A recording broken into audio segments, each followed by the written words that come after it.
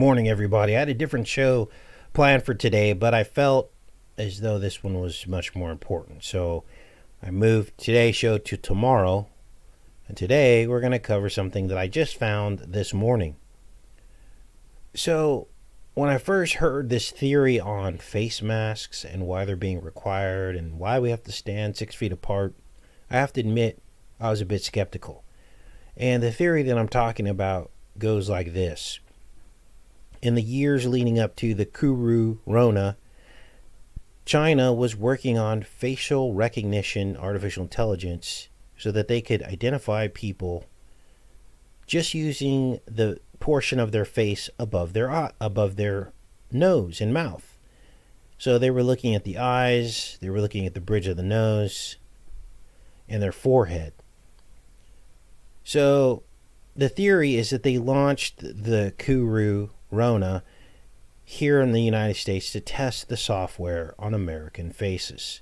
Now, American faces are much different than Asian faces in the world of facial recognition. If you don't believe me, look at Ben Swan's channel, and he talks all about how even with African American faces, they're read differently by facial recognition, and therefore the system has to make adjustments for African American people, and that was seen as some type of discriminatory algorithms.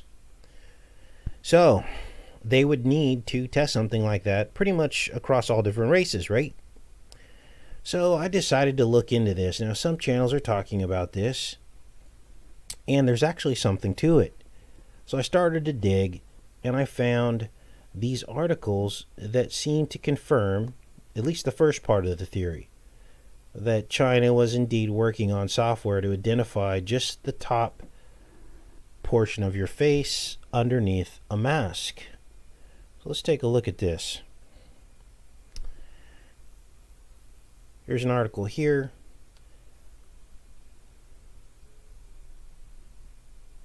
Let this load up. China's facial recognition giant says it can crack masked faces during the CV. This was February 18, 2020. This was before any cases in the U.S. In unwelcome news for protesters everywhere, some Chinese artificial intelligence companies are announcing their technology can now identify people even when they're wearing face masks as part of their efforts to adapt to the continuing outbreak. China's SenseTime, the world's most valuable AI startup, said earlier this month that it was rolling out a facial recognition product that incorporates thermal imaging cameras to help spot people with elevated temperatures and send pop-up alerts to users of the software. With the addition of the mask algorithm, it can also detect those who are not wearing masks in public places. So, there's confirmation. Here's another study, or another article.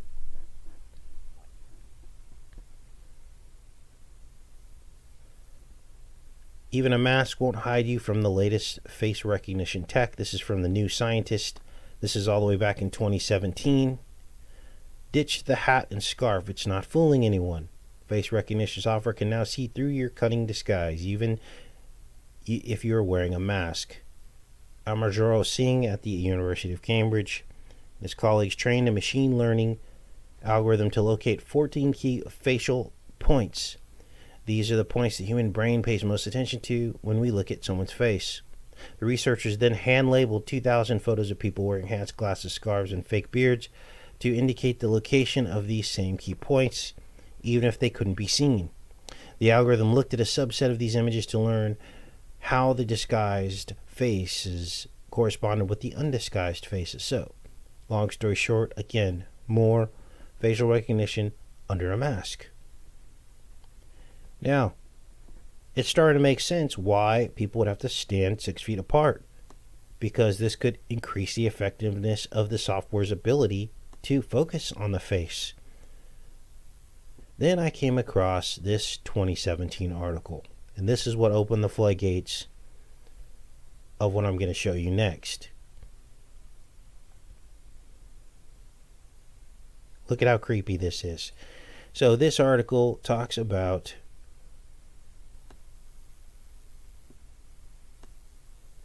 researchers have identified and developed an AI that can identify masked individuals. Okay, so again, this is the theme. And I'm reading down through this article. It talks about technologies that can denude us in our offline and online privacy, facial recognition technologies, okay, artificial intelligence algorithms used to do so. And I'm cruising down this article, and I'm just about to stop reading, and I come across this portion.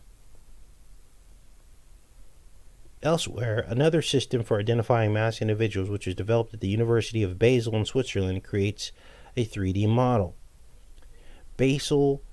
University of Basel, or I don't know how it's pronounced, in Switzerland. So, after this, all I did was search Bill Gates, facial recognition, and Basel, Switzerland. And lo and behold,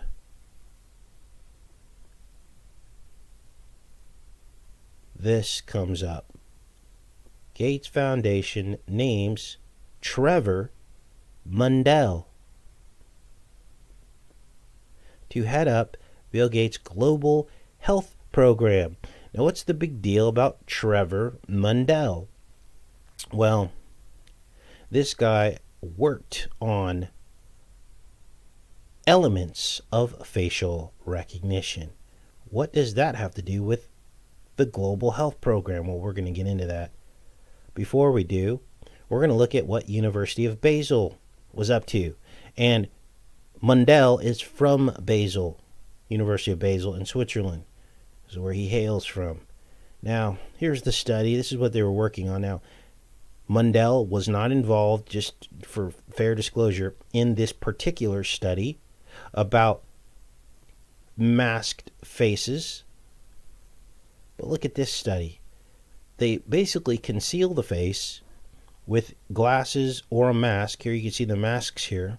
Again, this is University of Basel in Switzerland, which, by the way, aren't they one of the leaders in 5G whiz technology? Or is that another country? And so they talk about their algorithm's effectiveness at still identifying the face. Here's the abstract. We propose a probabilistic, occlusion-aware 3D morphable face model adaptation framework for face image analysis based on the analysis by synthesis setup. In natural images, parts of the face are often occluded by a variety of objects, or they're often hidden by a variety of objects, like sunglasses and masks, like we showed you. Such occlusions are a challenge for face model adaptation. We propose to segment the face into face and non-face regions and model them separately. The segmentation and the face model parameters are not known in advance and have to be adapted to the target image. A good segmentation is necessary to obtain a good face model fit and vice versa. Therefore, face model adaptation and segmentation are solved together using an EM-like procedure. We use a stochastic sampling strategy based on the Metropolis-Hastings algorithm for face model parameter adaptation and modified Chan-V's segmentation for face region segmentation. Previous robust methods are limited to homogeneous controlled illumination settings and tend to fail for important regions such as the eyes or mouth. We propose a ransack-based robust illumination estimation technique to handle complex illumination conditions. We do not use any manual annotation, and the algorithm is not optimized to any specific kind of occlusion. So they're talking about illuminating the face, okay? All of this verbiage dovetails right in to these biometric cameras that will be taking pictures of all of your faces when you go in to get your driver's license for the national ID, the real ID. Those are biometric cameras. They illuminate your face and take a picture of you at a very high definition so that can be loaded in the database and matched up with your face when you're out and about. That's what's coming. And you're going to see how all this dovetails into what we're going to talk about next. So this is the study that they were working on. This is the guy, Trevor Mundell, who is from that university. And that was the announcement that he would be named the Global Health Program frontman. Okay. Here's another announcement. And look at what he was working on at that university. Now here's his little contribution tab here, Trevor Mendel, and it even says Bill and Melinda Gates Foundation. And they were working on a study back in 2003. The transient, which is temporary, inability to distinguish between faces. Electrophysiologic studies. In these studies, they're shooting electric waves into monkey brains and people and trying to find out if they can recognize faces. And when they shot these electric signals into certain parts of a person's brain, the person then lacked the ability to differentiate between different faces. This is creepy because if they're doing brain studies to see how our brain can recognize faces, that's one step away from looking at artificial intelligence and how it can recognize faces. Are you starting to see what's going on here?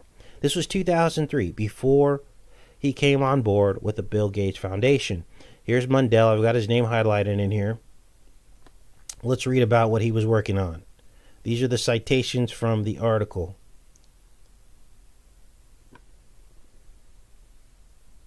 All right. Let's go down in here.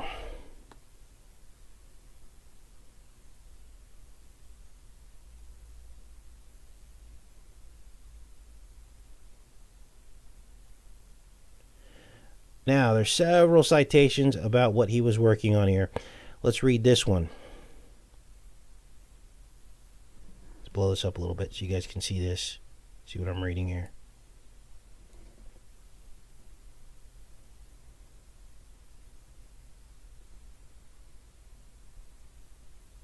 Recent studies have made use of this technique combined with evoked potential recordings to study several aspects of sensory cortical function in humans. I think we're down here. Face detection, but not face identification, is unaffected by the orientation of the face, and likewise, the FFA response is minimally affected by face inversion. However, such a minimal detection role for the FFA is inconsistent with the fact that individuals with acquired prosopagnosia, an impairment in face processing following a lesion to the occipitotemporal cortex, perform well in face detection tasks and rather are impaired at discriminating between and or identifying faces. And there's his citation, Mundell, the front man for Bill Gates' global health program, which should have absolutely nothing to do with this. But there he is, right? Moreover, electrical stimulation of face-specific ERP sites located at the fusiform gyrus most commonly results in transient failure to identify rather than detect faces. Let's keep reading.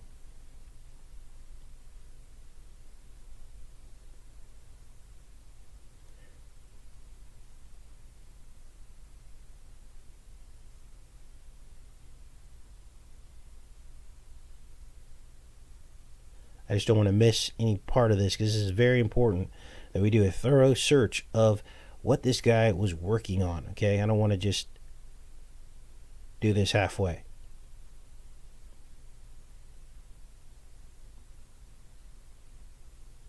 Okay, so the coordinates of the stimulated region, so we're taking electrodes, right? We're stimulating parts of the brain. And most importantly, the fMRI and electrophysiological mapping provide decisive evidence that the disrupted functional area is the right OFA. I don't know what that means. Second, in contrast to subdural grids as used in previous stimulation studies, there's Mundell again, relies on intracerebral electrodes, which allow us to use low voltage electrical currents, resulting in very focal effect. Okay, so talking about the method by which they shock these brains. And then this observation goes beyond our previous report of impairment in recognizing famous faces during a previous implantation in the same region, and other electrical stimulation studies reporting impairment in face versus no face categorization. This is all about facial recognition, you guys. Brain studies. This had to be done first in order to teach the artificial intelligence how to do it. They put these implants in people's brains and shocked their brains to disrupt their ability to recognize faces so they could study that and reverse engineer it to see how they do recognize faces. See also Afraz et al. 2006 for modulation of face categorization by electrical stimulation of the monkey. So they were shocking monkey brains. I mean, who does this? Impairment in face naming or distortions of the physician's face following electrical stimulation of other face selective regions, more related to our observations. Again, there's Mundell. Mundell reported an epileptic patient who stated that all faces look the same following the electrical brain stimulation of the right fusiform gyrus, suggesting impairment in individual face discrimination. However, the patient reported the same feeling during epileptic seizures, and individual face discrimination was not tested experimentally during electrical stimulation. So that's pretty much the gist of his involvement in these studies.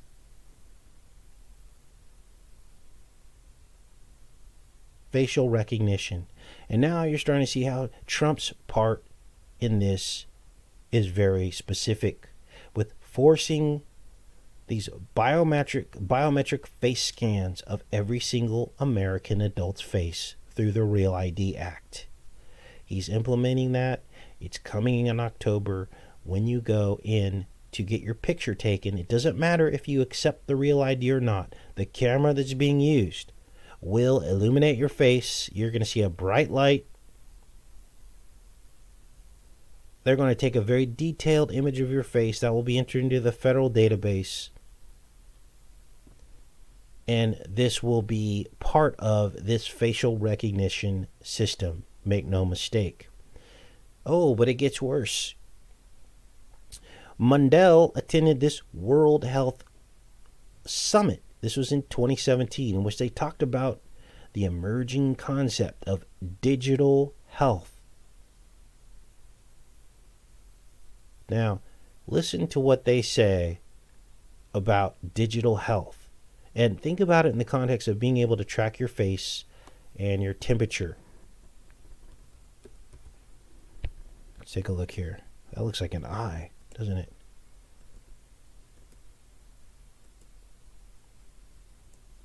Get down to the bottom of this.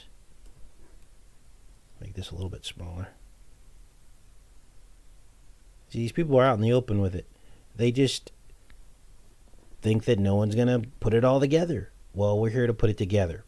So this portion of the symposium, I guess you can call it, summit, it says, as the digital and genetics revolutions converge.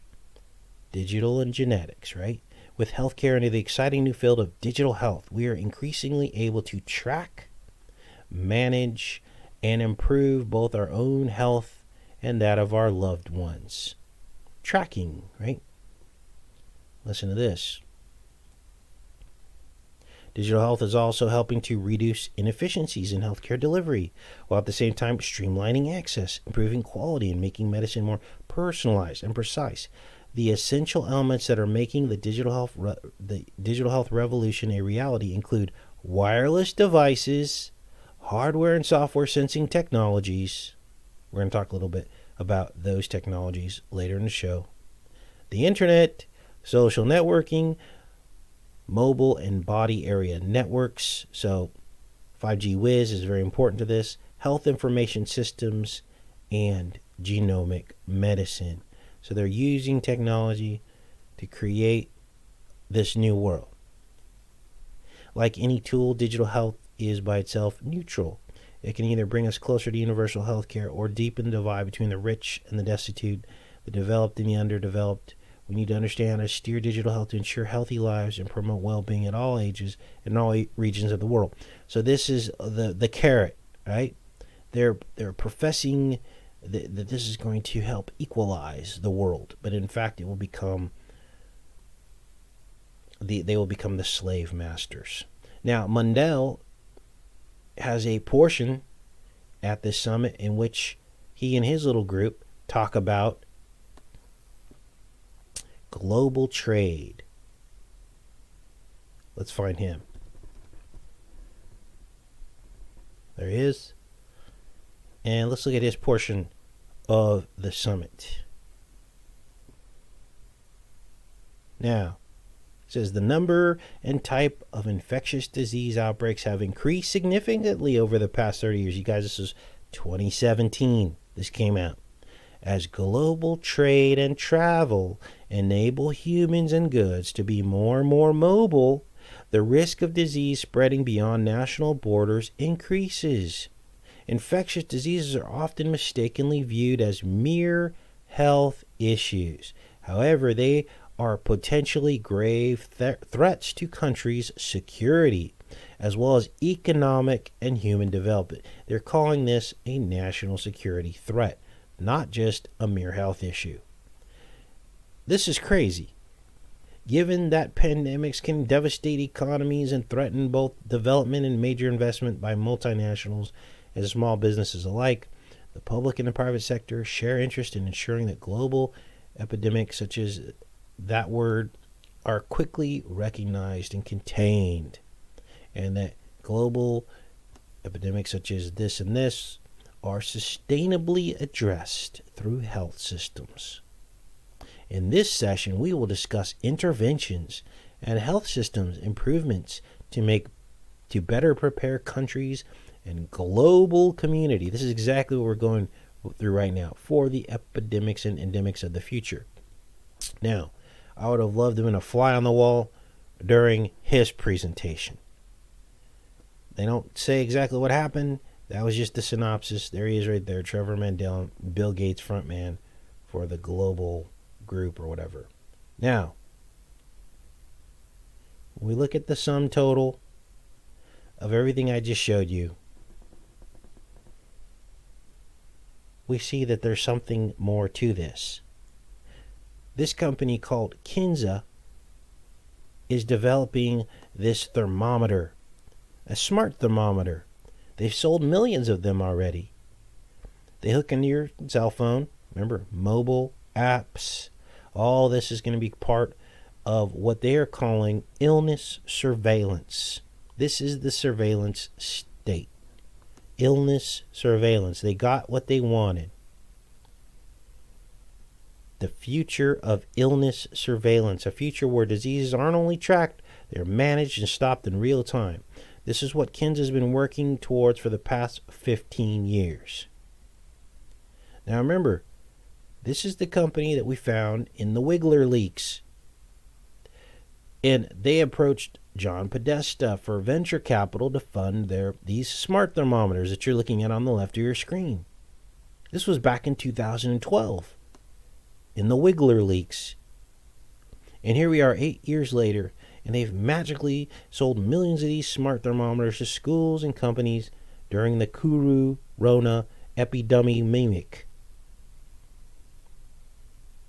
They want every man, woman, and child on earth to plug this thermometer into their smartphones to report whether or not they have a fever. They then map the data to determine if they need to quarantine your city, county, or state. Joy to the world, right? Unbelievable.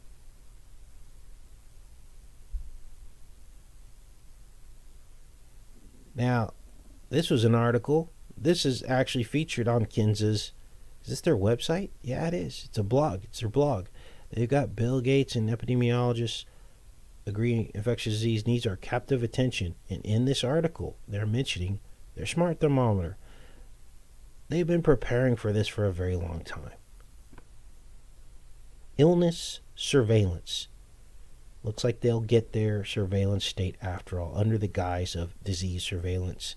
And if you don't think so, look what they got away with under the Corona. We're not far off from mandatory smart thermometers. Probing all of our orifices just before we get disappeared into some FEMA quarantine. What disease surveillance does is it trades fear for rights.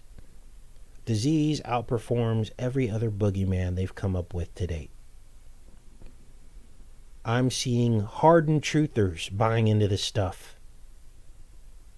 It's actually the perfect scenario if you think about it. This is the only way they could have actually pulled this off.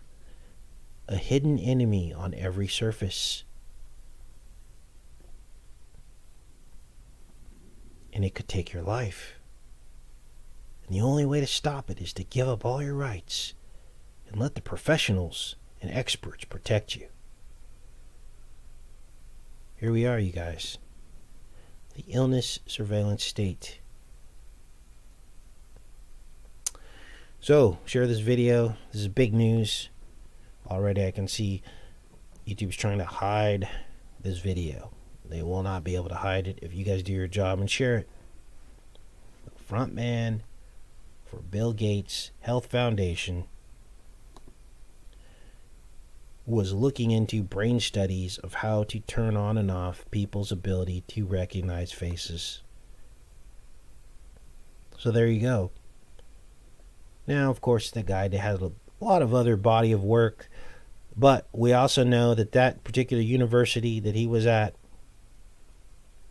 they were doing studies on actual facial recognition and masks.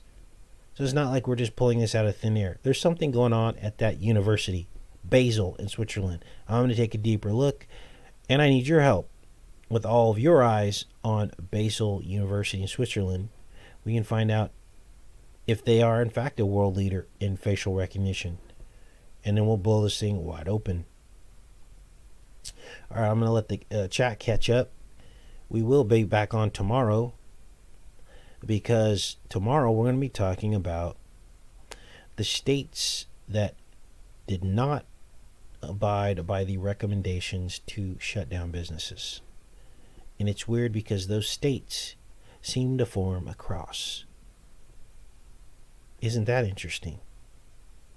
So, we're going to talk about that. We're actually going to talk about their actual rates of infection. We'll let the statistics speak for themselves. Let me give you a little teaser on tomorrow's show. Because we were told that these guidelines and recommendations were the reason why this thing didn't jump out of control, were we not? But lo and behold, when you look at the maps of confirmed cases and deaths, lo and behold, those very same states who did not adopt the closing down the businesses and all that have the lowest confirmed cases and deaths. Here it is right here. This is the number of deaths. Let's look at confirmed cases. Basically, it's about the same. The states that did the quarantines and all that, they have the highest amount. It's backwards from what they're telling us. This is the number of people that got sick. Now they're trying to couch it in some kind of thing where they're trying to say, oh, well, it's a second wave. They're getting the second wave now. Well, I'll believe it when I see it. But right now, this little cross right here that forms North Dakota, South Dakota, what is this, Nebraska? I don't know what that state is, and that's no, that's not Utah. Did it? Here's Utah. None of these states adopted some of the more extreme measures. There's Arkansas. This is where I got my property at. And look, they have the lowest confirmed cases in pink. So, the professionals and experts don't know everything that they think they know. Okay? And who made Bill Gates a professional and expert? Where's his degree in all this? But yet they let him run his mouth on YouTube all day long. Susan, why are you letting a man who has no professional ability to give any kind of medical advice, why are you allowing him to give medical advice? Oh, I forgot, because he's a billionaire. That's why. But you and I, we start talking about anything like this and we get shut down and threatened by YouTube. So there you go. If this doesn't wake people up, I don't know what will. Now this is all starting to kind of wind down. They're going to try to whitewash all this. I guess Fauci got fired. You're fired because everybody loves it when Trump fires people, right? Get the right fired back up. Trump fired him. See? It's all BS, you guys. It's all just a show. And then you got all these counties and states all over the place. We still have a curfew here in Connecticut. Got to be indoors by 8 p.m. And they're not letting up. It's like they're locked in the mind frame of when this thing started. They're not letting up, even though the mainstream news is saying that this is a big fat possible nothing sandwich. And so now, welcome to our world. Welcome to the world. Thanks, James. Thanks for becoming a member of the channel. Again, that's not necessary, but those of you that are able, it's great. It helps me out, so I don't have to worry about you watching ads and stuff to support this channel. But you're going to get the exact same content whether you're a member or not. So don't feel like you have to become a member to get a better experience here. The truth is free. It's just for people that want to help out a little bit more. Now, a better way many of you can help is by checking out the Brave browser. And there's a link in the description of every one of my videos. It provides immediate competition to Google's services, Google Chrome. It's much faster than Google Chrome. And you don't feed the cookie monster, which is the cookies that basically take away all your privacy by tracking all of your little information so they could feed you back ads. You don't want those. And all those cookies slow down your browser. So with Brave, all that's gone. It's much more private. And it's providing a counterbalance to Google's monopoly on the internet, which is why nobody can make it off of YouTube, and nobody can make it off of Google search engine, and nobody can make it off of Chrome because they've monopolized it. So if you want to do something like right now, you can get the Brave browser. It works on phones and laptops, and stop feeding the cookie monster. Don't worry, it will take care of all your passwords. You can migrate all that over, so you don't have to worry about that. That's different from cookies, okay? All right, what else we have going on here? Let's go in the chat. It finally slowed down where I could read it.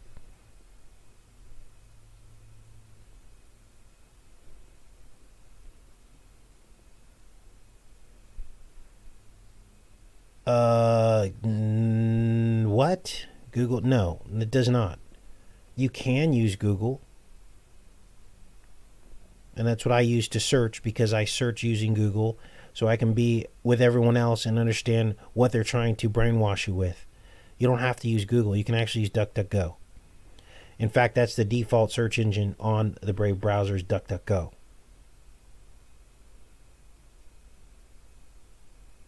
Many of you have already downloaded it. Please let everyone else know how great it is in the chat here, so they know I'm not just making this up.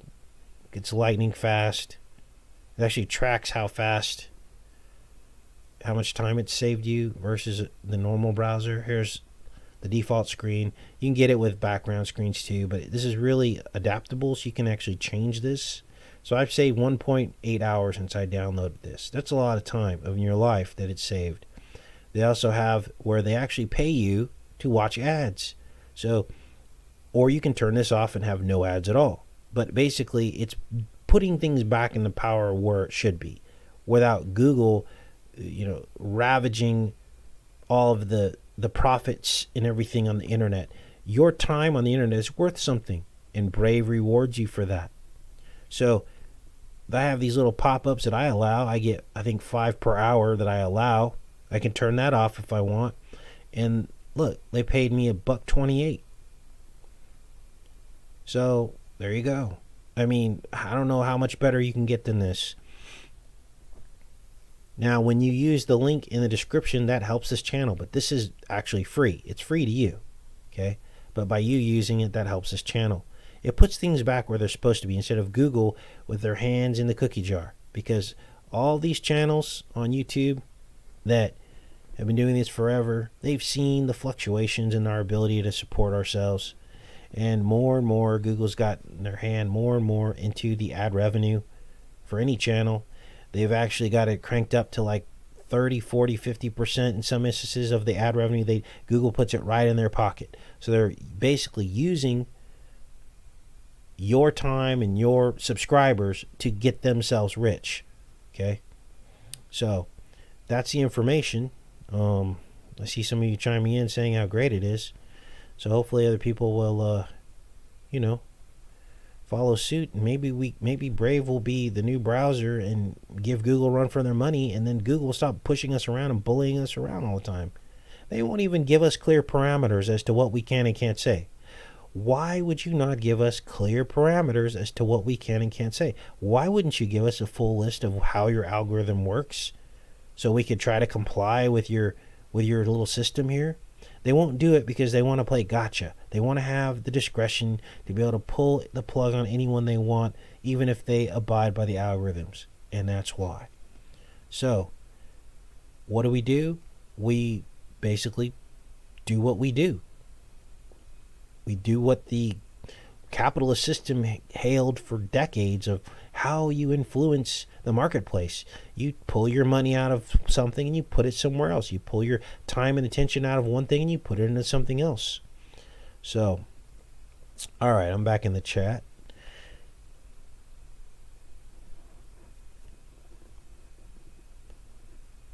Wow, a coworker wanted us to have our temps taken already after we're masks and gloves. Yeah, they want this smart thermometer in every single American's hand. They want to be able to map out the entire United States where these fever pockets are, right? I don't see them putting an app in our hands and a device in our hands to map out cancer clusters. That'd be nice. Firefox still collects your cookies, LG. So you could use Firefox, but Brave's actually faster than Firefox. Brave is actually a Firefox product, I believe. I think the guy that started Firefox broke off from there and started Brave, is I think the way it worked. But so that's the story on that. But yeah, they want us to they want to have all our temperatures taken. This might even be mandatory. What they'll do is they'll make it really inefficient for you in life. Before you go to the grocery store, there'll be 2 lines. Here's the line if you have the smart thermometer on your phone. You go right through because you've already been tested. Here's the line for the people that don't. You're going to get wanded at the grocery store. I don't know if this is going to happen, but this is the scenario that I envision. You're going to get wanded and you got to stand in line to get wanded. And the wand isn't going to work very well for temperature. And it's just going to give false positives and false negatives. And you won't be allowed in the store. You see how all this can very quickly devolve into chaos and inefficiency. And then what's going to happen is you're going to be like, in your mind, you're going to be like, oh, screw it. I'll just get the smart thermometer. It's free anyway for me. It's all going to be paid for through insurance, right? So these people that make the smart thermometer are going to become billionaires. And every single person is going to have one. Why? Because it's going to make life easier. Oh, it's just your temperature. But then what they do is they can just go, oh, we got a pocket of resistance here in Idaho. So all the people that have smart thermometers will crank those up a couple degrees. And now we can go in and quarantine that area and put all those people in the quarantine, FEMA quarantine. You see how that works? And nobody would ever know the difference because it's a simple tweaking of an algorithm.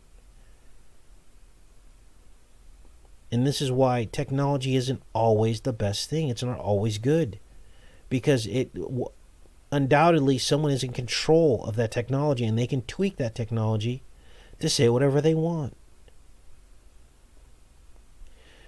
The most important thing you can do right now is protest this Real ID Act that's rolling out in October. We cannot let this happen. We cannot let biometric cameras take pictures of your face. Now, I've already given up my right to that because I got a passport. And your passport also uses one of these biometric cameras. When you get your passport photo, there are minimum requirements for the resolution and lighting. And some people specialize in passport photos. like Costco. You can go to Costco and say, I need a passport photo. It's a specific kind of photo. It's a biometrically enabled so that your face has a detailed and well lit version of your face that can now be, it's much better than the decentralized cameras who might not have had that high level of detail and lighting across different states for the way they take your driver's license picture. But these biometrically enabled cameras and passport photo cameras do have this ability. So I gave up my right years ago, actually, before I was even awake. The first time I went to France back in 2002, I think, I had a passport photo taken. So they already had my face. Then I renewed that passport. But many of you don't travel outside of the United States and therefore have never gotten a passport. And you still have a level of anonymity. But as soon as you go in to get your driver's license picture taken, that level of anonymity goes out the window because these new biometric enabled cameras will have a very detailed image of your face that is passport quality that can be then used to cross-reference your face, identify your face wherever you go. So, are we going to let Trump do this? Well, the Q team will. The Trump supporters will, because Trump could do no wrong. We got to trust the plan, right? This is why I keep telling you guys, you got to step outside of this and think critically. This isn't a Trump hate channel. We're looking at things that are being done, not Trump himself. Let's detach the two. Let's look at actions, okay? If that makes people feel any better. And we need to oppose this. I'm opposing it. There's nothing in the law that says that any of this is constitutional. It's a national ID. We needed to go into any federal building. A lot of post offices are federal buildings. Can't go into federal libraries. Can't go into... Forget about taking a trip to Washington, D.C. Just forget it. Because those are all federal buildings, right? You can't fly from state to state unless you have this national ID. You cannot fly unless you have a passport or national ID. Nothing that I'm saying is incorrect or inaccurate. This is truthful information. So, do we want that? Many people will be deceived into accepting it because Trump is touting this as the way to get rid of illegal immigration. But that's just a smokescreen. Because make no mistake, they'll dovetail this national ID into probably corrective measures and disease surveillance, illness surveillance state. They will at some point probably dovetail the two together because it's national now, right? They'd never be able to get away with something like this on a local or state level. You guys starting to see the plan from the beginning to the end now? These people don't have our best interests at heart. They just don't. So, let's go on in the chat here. Yeah, my body, my choice. Let's just that's all we have to say. My body, my choice. And when they ask you, well, that doesn't make any sense. Well, hey, you guys used that slogan for decades. We're going to use it now. My body, my choice. Do what I want with my body. Now, if you want to do something with your body and you feel like you need to cover up and wear gloves, you can do that. Great. But my body, my choice. All right.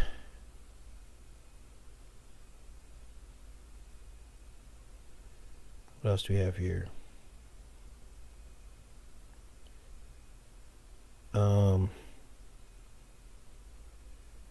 Showball says Facebook wouldn't let me post empty hospitals. Yeah, they're not letting you do that. Empty hospitals, they're also taking down the hot mic video because it has a word in that video. They're allowed to say it, but we're not. Think of the irony of that. The press is allowed to say that word under a hot mic, but you and I can't. Take the videos down. That's what YouTube's doing. If the censorship doesn't wake people up, I don't know what will.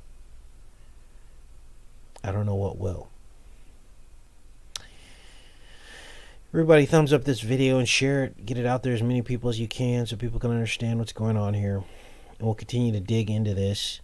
Leave comments in the comment section and I'll read them. If you find anything else on this Basel University in Switzerland, because I'd like to know.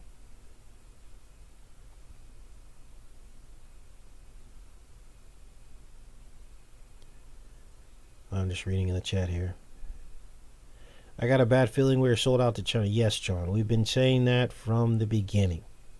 And they play the right-left, even with countries. The countries are doing the same thing. Playing the right-left paradigm. See, Russia has control of their citizens. China has control of their citizens. You think they're not working with the U.S. to get control of our citizens? Of course they are. They have a common interest. That is wealth and power. Why wouldn't they be working together? We're all just nothing. They want us to believe that they care about us, but do they really? History has shown that they don't. If we weren't sold out to China, we wouldn't be trading with them. Why would you trade? It's like, okay, you might as well trade with Iran up the hill. Right? I mean, if you talk about human rights and everything, it make no difference. But see, now you put your money where your mouth is. You don't trade with a country who you claim is your enemy. That right there, hands down, should wake everybody up. Snowball tried calling. Yeah, I've been super busy, man. I'm sorry I haven't gotten back to you. We were supposed to get together, but been super busy. I hope you're not mad at me. But it's just all this stuff hit, and I got to be on it.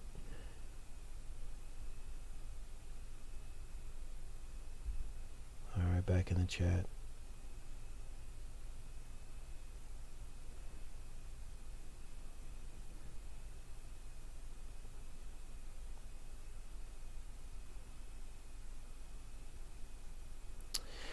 All right. Well, looking forward to your guys' feedback. Again, you always help me get to the bottom of things with all of your suggestions and recommendations. It's very rare that I find things like on my own. Usually it comes from a recommendation from one of you guys. So, why is Artisan's Lisa's comments getting rejected? View, delete a message. Yeah, Jeff, we don't want to we don't want to hide her. No, she's awesome. I don't know why he did that. Let's fix that. Unfix it. Come on, man. Unhide user. Come on, Jeff. Be cool, brother. I'm gonna have to take the wrench back. Jeez. Make wait, let's go here. Mr. Jeff, don't hide all of my subscribers. See, I mean, Jeff's been a great subscriber, but this is why I don't give out wrenches. People beg me for wrenches. Well, because everyone has a different personality, okay? And this could have been a mistake. I'm not jumping on Jeff either, but I don't know why he's hiding her. Never had her give me any trouble.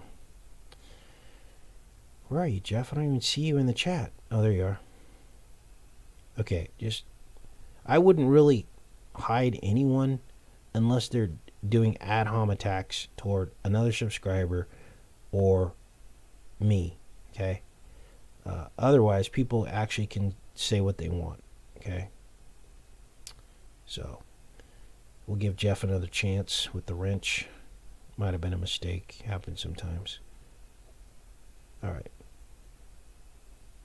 She has lied. She lied. Trump will not pay back his debt.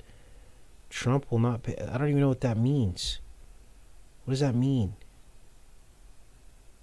I throw the wrench back. Jeff does not want the wrench.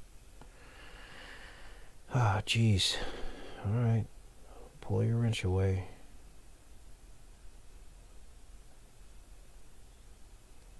I don't even know He will not pay his rent. Maybe you misunderstood that, Jeff. Okay, so I don't give out a lot of wrenches, okay? Got a couple people on here that have wrenches, and they've been around for years. So, but thanks, Jeff, for your contribution, and everything will be great. Okay, back to this. Oh, jeez. I got some upset people. I think this is a good time to end the stream. You guys have a great day, and we'll be back on there tomorrow. Talk about the states that I consider heroes.